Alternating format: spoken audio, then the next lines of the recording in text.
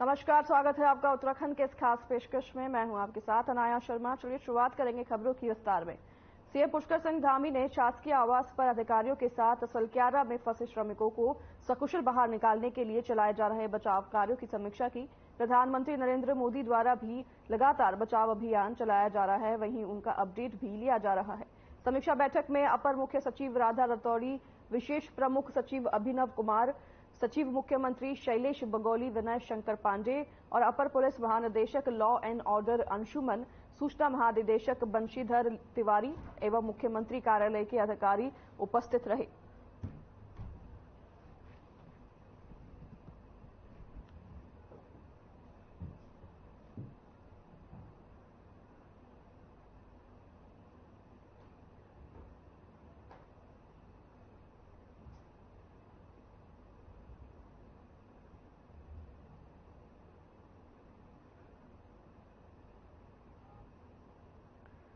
प्रदेश सरकार की तरफ से रोजगार को बढ़ावा देने के लिए लगातार काम किया जा रहा है और इसी क्रम में देहरादून के सेवा योजन कार्यालय में रोजगार मेला का आयोजन किया गया है। वहीं आपको बता दें कि जिला सेवा योजन अधिकारी अजय सिंह ने बताया कि इस बार रोजगार मेले में 60 सेक्टर की 40 कंपनियां प्रतिभा करेंगी, जिसमें 371 पदों के लिए अभ्यर्थियों से संपर्क किया गया है। इसके साथ ही उन्होंने बताया कि जो भी अभ्यर्थी रोजगार मेले में प्रतिभा करना चाहते हैं वो रोजगार प्रयास पोर्टल के माध्यम से अपना आवेदन कर सकते हैं।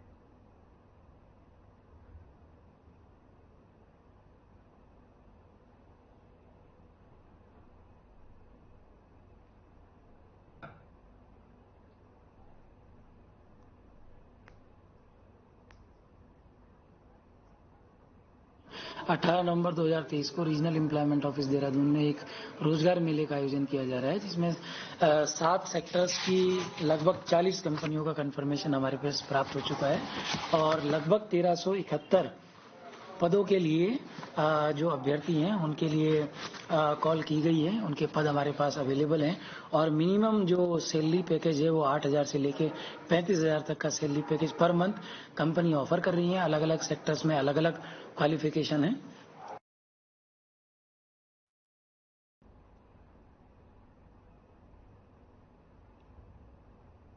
कांग्रेस ने प्रदेश सरकार की लचर कानून व्यवस्था, भ्रष्टाचार, महिला अत्याचार और घोटालों के खिलाफ शहीद भगत सिंह चौक पर प्रदर्शन किया। वहीं आपको बता दें कि प्रदेश सरकार का पुतला दहन किया।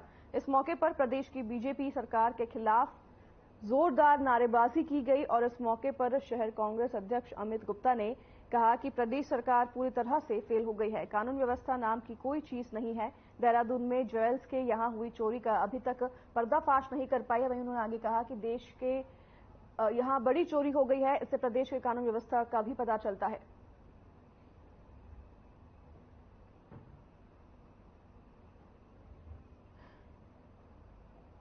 सरकार का पुतला जलाया गया है। आपको बता दें कि कुछ समय पहले ज्वेलर्स के यहां चोरी हुई थी, जिसे लेकर भी आक्रोश प्रदर्शन किया गया है। प्रदेश में कांग्रेस ने बीजेपी के खिलाफ प्रदर्शन किया है। प्रदर्शन करते हुए उन्होंने सरकार का पुतला भी जलाया है।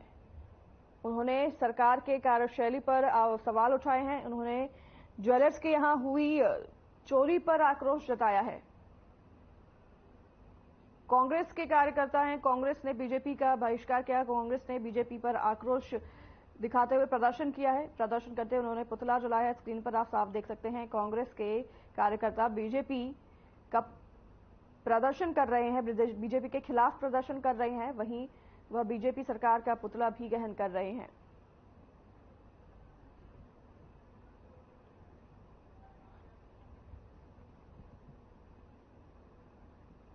प्रदेश अध्यक्ष करण महाराज जी के निर्देशानुसार प्रदेश में जो लचर कानून व्यवस्था है और जो महिला के साथ दुराचार हो रहा है, प्रदेश में युवा जो हमारे हैं वो सूखे नशे की ओर अग्रसर हो रहे हैं, इन सभी बातों को लेकर आज प्रदेश सरकार का पुतला फूंका गया।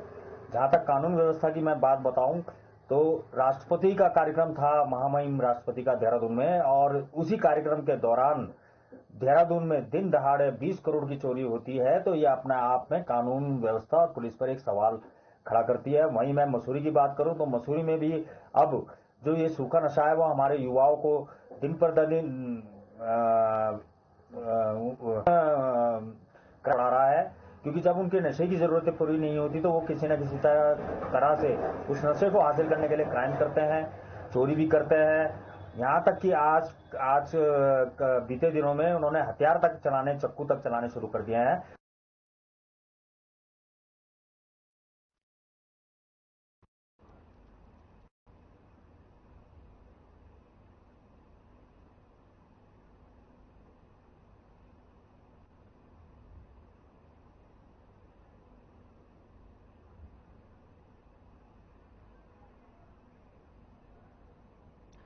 सरकार के खिलाफ प्रदर्शन किया गया है, जिसमें नारेबाजी भी की गई है, सरकार का पुतला जलाया गया है। सरकार की कार्यशैली पर सवाल उठाते हुए कांग्रेस के कार्यकर्ताओं ने बीजेपी सरकार के खिलाफ प्रदर्शन किया है। कुछ समय ज्वेलर्स की यहां हुई चोरी पर भी सवाल खड़े किए हैं। उस पर कार्रवाई न होने पर सरकार और प्रशासन पर कड़ा आक्रोश जताया है। उसके लिए उन्होंने प्रदर्शन किया है और आप देख सकते हैं स्क्रीन पर पुतला दहन किया है सरकार का। खबर मसूरी से है, जहां मुख्यमंत्री पुष्कर सिंह धामी की घोषणा और कैबिनेट की मुहर लगने के बाद उत्तराखंड सरकार द्वारा केम्पटी क्षेत्र को नगर पंचायत बनाने की कवायद शुरू होने के बाद विरोध के स्वर भी उठने लगे हैं, जिसको लेकर केम्पटी क्षेत्र में ग्राम सभा बंगालू के कांडी के प्रधान सुंदर सिंह रावत के नेतृत्व में सैकड़ों की संख्या में ग्रामीण केम्पटी क्षेत्र पहुंचे और नगर पंचायत बनाए जाने का विरोध किया। और वहीं आपको बता दें कि बाजार बंद रखा गया। इसी दौरान साथ ही सरकार के खिलाफ भी नारेबाजी की गई। वहां मौजूद ग्रामीणों का कहना है कि नगर पंचायत बनने के बाद ग्राम पंचायत राज के दौरान मिलने वाली सुविधाओं से किसान वंचित हो जाएंगे, जिसे लेकर उन्हें आर्थिक हानि का सामना भी करना पड़ सकता है।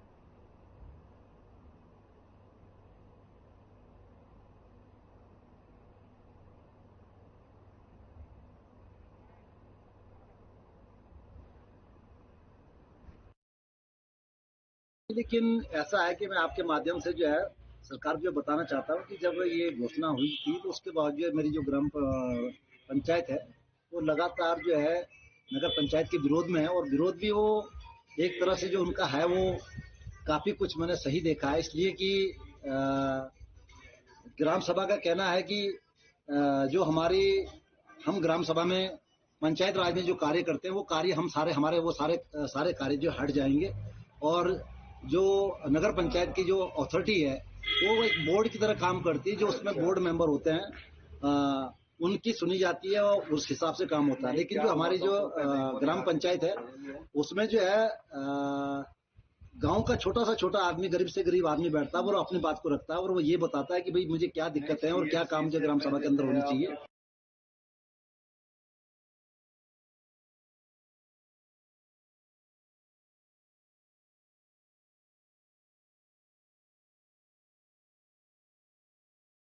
फिर सख्त कदम उठाए हुए मसूरी कमेटी रोड पर निर्माणाधीन भवन को सील कर दिया गया है। वहीं आपको बता दें कि ये पूरा कार्य सरकार के निरीक्षण में किया गया है। इसके साथ ही माल रोड स्थित एक होटल को भी सील कर दिया गया है, जिससे अवैध निर्माण कार्यों में हड़कंप मच गया है। दरअसल मसूरी देहरादून विकास प्राधिकरण की टीम आज माल रोड पर चल रहे अवैध निर्माण स्थल पर पहुंची, जहां पर उन्होंने निर्माणाधीन भवन को सील कर दिया है। इसके बाद मसूरी समेत रोड पर चल रहे निर्माण कार्यों को भी सील कर दिया गया है।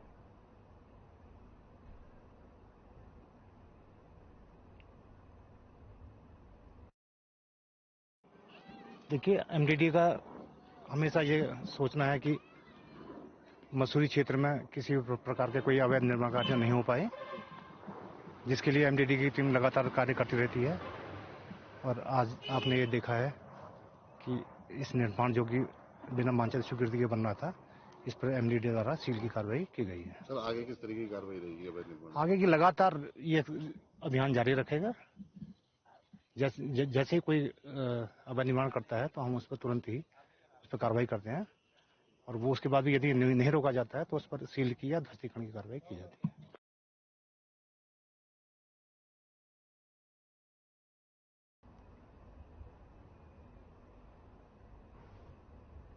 5 राज्यों में हो रहे विधानसभा चुनाव के बाद उत्तराखंड बीजेपी प्रदेश के सभी जिलों में जिला एवं मंडल सम्मेलन का आयोजन करेगी। पार्टी के वरिष्ठ नेता जिलों और मंडल स्तर के कार्यक्रमों में शामिल होंगे और केंद्र तथा राज्य सरकार के विकास योजनाओं को लेकर पार्टी कार्यकर्ताओं को जानकारी देंगे। इसके साथ ही पार्टी संगठन को मजबूत करने पर भी विशेष तौर पर फोकस किया जाएगा। 2024 में लोकसभा चुनाव होना है और लोकसभा चुनाव को लेकर बीजेपी के वरिष्ठ नेता लगातार रणनीति बनाने में जुटे हुए हैं।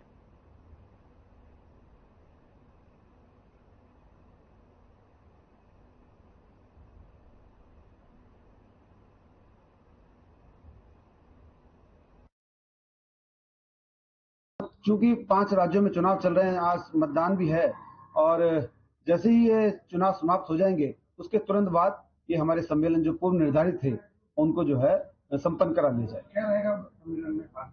देखिए, भारतीय जनता पार्टी का जिस प्रकार नारा है सबका साथ, सबका विकास, सबका प्रयास, सबका विश्वास, उसके निमित्त हम सभी वर्गों तक जो है पहुंचते हैं और कोई ऐसा वर्ग हमसे अछूता न रहे। हम सबको साथ लेकर चलते हैं। इस सम्मेलन के माध्यम से जो एसटी वर्ग के हमारे भाई बंधु हैं, जो हमारे कार्यकर्ता हैं, उनको जो है जोड़ने का काम, उनको पार्टी की रीति नीति से अवगत कराने का काम, उनको साथ लेकर चलने का काम जो है पार्टी हमेशा से करती आ रही है। उसी के निमित्त ये कार्यक्रम है।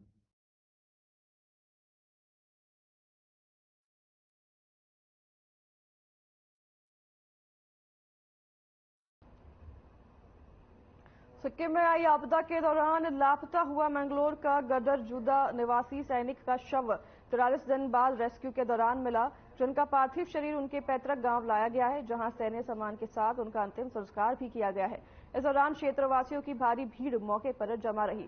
जानकारी के अनुसार मंगलोर क्षेत्र के गदर जुड्डा के रहने वाले शहीद नायक प्रदीप कुमार जलपाईगुड़ी कोलकाता की यूनिट 16 में तैनात थे। सिक्किम में आई आपदा के दौरान वो अपनी यूनिट के साथ वहां बचाव कार्य में गए थे, लेकिन 4 अक्टूबर से सिक्किम आपदा में लापता हो गए थे। उनसे कोई संपर्क भी नहीं हो पा रहा था। लापता होने के 43 दिन बाद अब रेस्क्यू के दौरान प्रदीप का शव बरामद हुआ है और शव की स्थिति बेहद खराब थी। परिजनों ने डीएनए मैच होने पर शनाख्त प्रदीप कुमार के रूप में हो पाई। वहीं सैन्य सम्मान के साथ उनका अंतिम संस्कार किया गया है।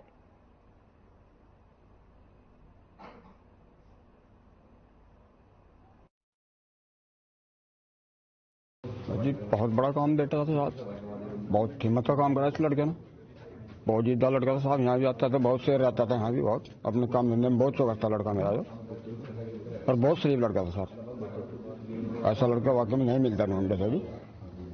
बहुत अच्छा बच्चा था, सबके काम आता था साहब, गाँव में भी आता था बेचारा, किसी से वो नहीं करता था। मैं कैप्टन सोनवीर 16 ग्रेनेडियर से बिलोंग करता हूँ और अभी एक्स सर्विसमैन डिस्ट्रिक्ट बागपत का हूँ। मैं ये कहूँगा कि ये लड़का मेरा ही ट्रेंड किया हुआ एक सैनिक था और मेरी पलटन में, मेरी कंपनी के अंदर, मेरी कमांड में रहा है। ये लड़का एक बहुत ही कैरेक्टरी, बहुत ही सज्जन और सेना के प्रति बहुत वफादार था। मैंने ट्रेनिंग से लेकर के और करीब 10 साल तक इसकी सर्विस के अंदर जो मेरी जूनियरिटी में ये रहा है, तो मैंने यही इस लड़के के अंदर खूबी देखी है कि ये हमेशा पहल करने का मादा रखता था, हर काम के अंदर दिलचस्पी लेना। इस लड़के की वेपन्स, अच्छे किस्म के बढ़िया बढ़िया वेपन्स को सीखने की बहुत एक तमन्ना थी। मुझे 4 अक्टूबर को सूचना मिल गई थी कि अभी मिसिंग में है। मैं उस टाइम पे पटियाला में अपनी यूनिट में पोस्टिंग था, तो तभी मैं तुरंत उसी दिन 4 तारीख में उधर पहुंचा। पहुंचने के बाद उधर यूनिट में अटैच हुआ और ये खोजबीन की कार्रवाई शुरू हुई थी। ये परसों मिल गए थे। मैं जा रहा था अपना देखने के लिए, मैं ही जाता था डेड बॉडी। उस दिन से ही जा रहा था, जिस दिन से मिलती थी, तो यूनिट के द्वारा भी बहुत सपोर्ट मिला। व्हीकल वगैरह और आदमी साथ में जाते थे दिखाने के लिए। तो परसों इनके पैर से पहचान हुई, इनके पैरों की, क्योंकि बॉडी तो पूरी तरह से खराब हो रखी थी, तो पैरों से पहचान हुई और फिर उसको क्लियर किया गया, सर्टिफाई किया गया।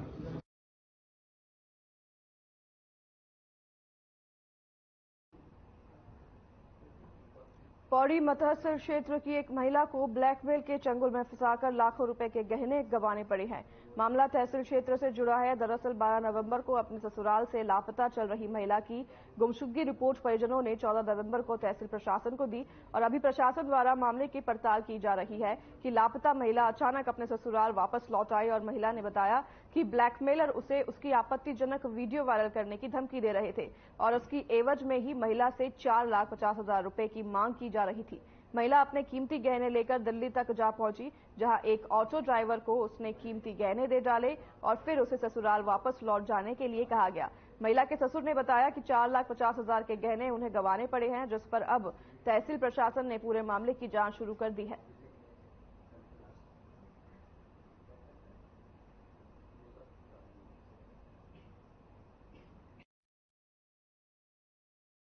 था कि ये मेरी बहू है, लड़के की बहू, और 12 तारीख को ये जो है घर से भागी थी और इसको वो किया जा रहा था कुछ लोगों के द्वारा, गुंडों के द्वारा, कि ये ब्लैकमेलिंग किया जा रहा था कि तेरे को हम इस सोशल मीडिया में दिखा देंगे इस तरह से, और उसको टॉर्चर कर रहे थे। और घर से जो है कि जेवर लेके भी उसमें जो एक गुलोबंद है, एक लॉकेट है, नथ है, झुमके हैं और मंगलसूत्र है और मांग टीका, पैजीवी, ये अंगूठी है। ये लगभग 4-5 लाख रुपए जो उसकी कीमत हुई ये लेके गई है। और उसके साथ धोखा हो गया। वो बता रही कि मैं दिल्ली तक गई और किसी टेम्पो वाले को दिए, उसने 50,000 दिए और उसमें एक गौतम गुप्ता नाम का है, उसके अकाउंट में पैसे जा रहे हैं। उसमें सर मेरे पास एक नंबर से कॉल आई थी सर, उसने मेरी वीडियो को की थी, वायरल करने की सोची थी। तो उसने कहा कि अगर तू पैसा नहीं देगी तो वीडियो वायरल कर दूंगा। तो सर मैं घर से जेवरात लेके भाग गई डर के मारे। तो सर मैं दिल्ली जाके पहुंची तो दिल्ली में बेचे मैंने तो 50,000 रुपये मिले।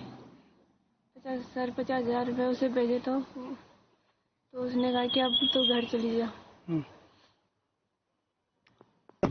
सर पंजाब का हूँ, उसने कहा मैं पंजाब का हूँ। पुलिस लाइन पौड़ी में मासिक अपराध समीक्षा गोष्ठी का आयोजन किया गया, जिसमें जनपद में होने वाले आगामी वैकुंठ चतुर्थी एवं बुंखाल मेले के सुरक्षा व्यवस्थाओं की समीक्षा की गई। वहीं बीते त्योहारी सीजन में दशहरा, धनतेरस व दीपावली में पुलिस की तरफ से लगातार ड्यूटी पर रहे जवानों की सराहना की गई है। वहीं जनपद में बढ़ रही लगातार ठंड के दौरान गृह भेदन व चोरी की घटना बढ़ने की आशंका को देखते हुए एसएसपी ने आदेश जारी किए हैं।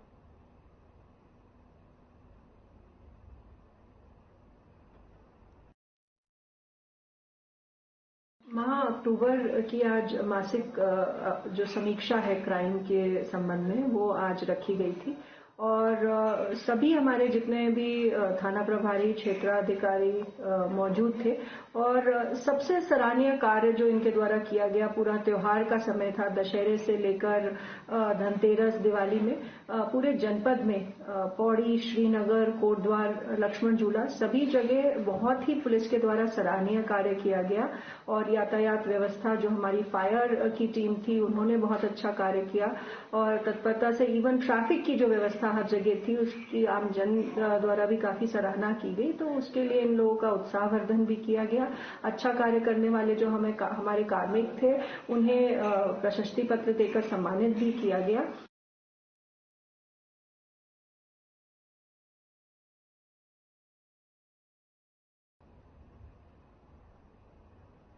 राष्ट्रीय ग्राम स्वराज अभियान के तहत राजधानी देहरादून में 3 दिवसीय प्रशिक्षण शिविर का आयोजन किया गया।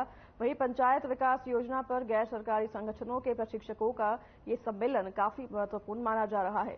इस सम्मेलन में मास्टर ट्रेनरों को प्रशिक्षण दिया जा रहा है, जो कि सभी विधानसभा क्षेत्र के सभी 70 जनप्रतिनिधियों को प्रशिक्षित करेंगे। इस कार्यक्रम के तहत थीम आधारित ग्राम पंचायत विकास योजना, पंचायत विकास सूचकांक और गरीबी मुक्त ई गवर्नेंस, समूह चर्चा, फीडबैक और भविष्य की रणनीति सहित तमाम विषयों पर चर्चा की जाएगी।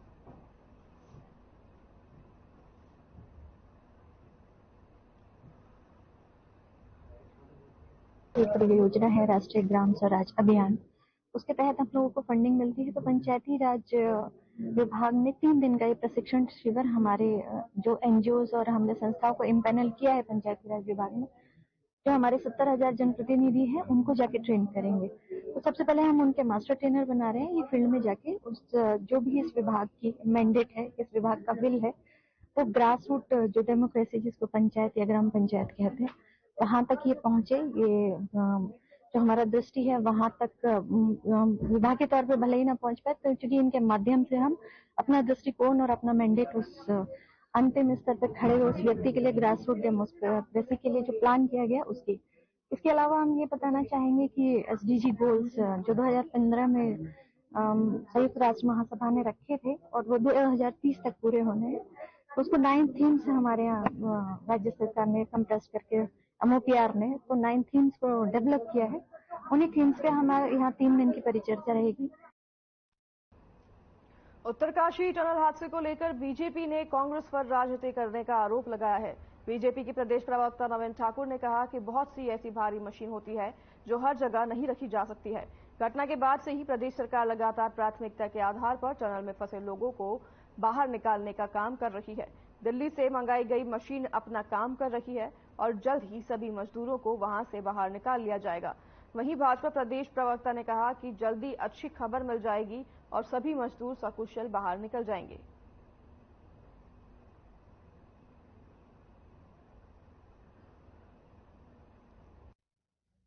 देखिए, अगर दुर्भाग्य से कल रात जो मशीन दिल्ली से आई थी उसमें दिक्कत ना आई होती तो निश्चित तौर पर आज 40 के 40 श्रमिक हमारे बीच होते।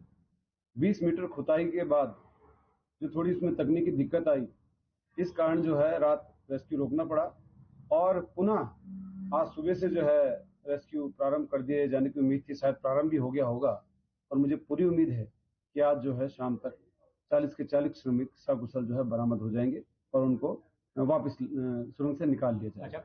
देखिए, सरकार लगातार काम कर रही है और अगर कल रात जो दिल्ली से मशीन आई थी तो उसका कार्य करना जारी रहता, 21 मीटर के बाद उसका काम रोकना पड़ा तकनीकी खामी के कारण, तो निश्चित तौर पर 40 के 40 श्रमिक जो है कल रात ही निकाल लिए जाते और मुझे पूर्ण उम्मीद है कि आज शाम तक उन 40 के 40 श्रमिकों को सकुशल वहां से यमुनोत्री राष्ट्रीय राजमार्ग पर सुलक्यारा टनल में रेस्क्यू ऑपरेशन लगातार जारी है। एससीएस राधा रतूड़ी ने अपना आपदा कंट्रोल रूम में अधिकारियों के साथ मीटिंग की, तो वहीं मीटिंग के बाद बताया कि सीएम धामी लगातार रेस्क्यू ऑपरेशन पर नजर बनाए हुए हैं। रेस्क्यू ऑपरेशन के जरिए 40 मजदूरों के पास पहुंचने की कोशिश जारी है। वहीं 900 mm की पाइप को 25 मीटर तक पहुंचा दिया गया है और तो वहीं 60 मीटर की दूरी तय करना अभी फिलहाल बाकी है। उम्मीद है अच्छा समाचार मिल सकता है।